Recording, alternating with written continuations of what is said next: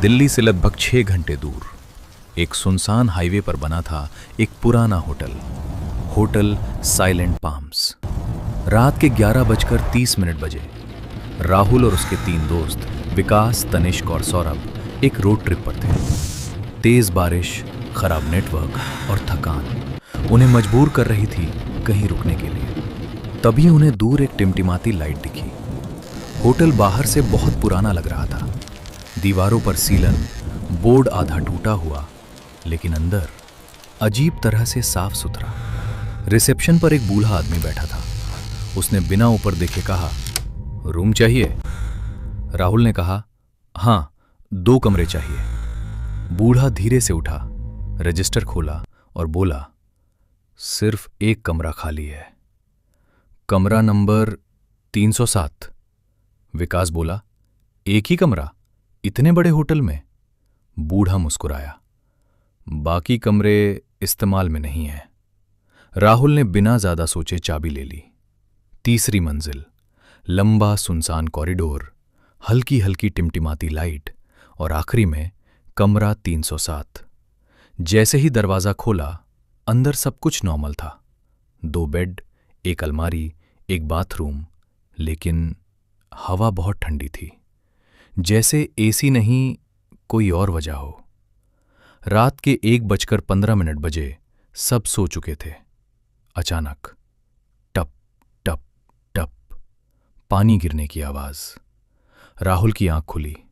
उसने देखा बाथरूम का दरवाजा थोड़ा खुला था। अंदर लाइट जल रही थी। वो धीरे धीरे उठा और बाथरूम के पास गया। दरवाजा खोला। नल अपने आप चल रहा था।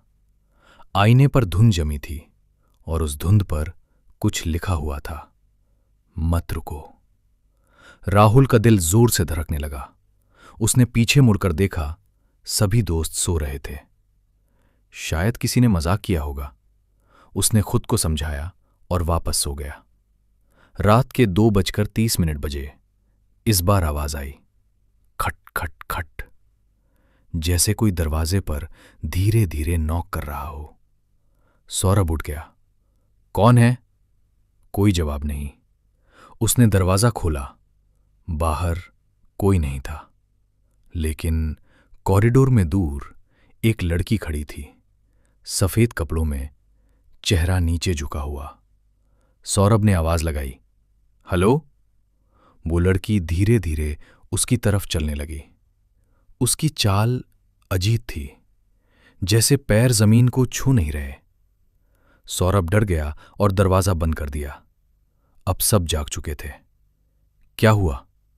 सौरभ कांपते हुए बोला, बाहर कोई है। राहुल ने दरवाजा खोला।